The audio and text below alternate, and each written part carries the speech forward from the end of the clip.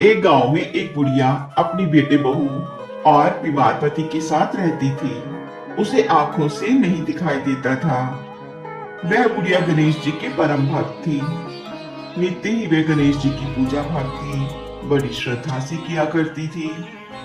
एक दिन उसकी भक्ति से प्रसन्न होकर गणेश जी उसके सामने प्रकट हो गए और बुढ़िया से वरदान मांगने को कहा।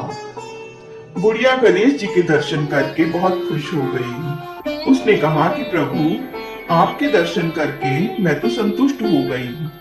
अब तो मांगने के लिए कुछ रहा ही नहीं। लेकिन गणेश जी बोले कि मेरे दर्शन निरर्थक नहीं हो सकते, अतः तुम्हें कुछ तो मांगना ही पड़ेगा। तब वह बुढ़िया बोली कि मुझे कुछ भी समझ में नहीं आ रहा कि मुझे क्या मांगना चाहिए। तब गणेश जी बोले कि ठीक है, मैं कल फिर आऊंगा। तब तक तुम सोच लेना कि तुम्हें क्या चाहिए। और वह अंदर ध्यान हो गई। बुढ़िया ने अपने बेटे से वरदान वाली बात की तो उसके बेटे ने कहा कि सोचना क्या है माँ, धन मांग लो ना। फिर उसने अपनी बहू से बात की तो बहू ने कहा कि माँ पोता मांग लो। फिर बुढ़िया ने यही बात अपने बीमार पति से भी कही तो उसने कहा कि मेरे लिए अच्छी सेहत मांग लो।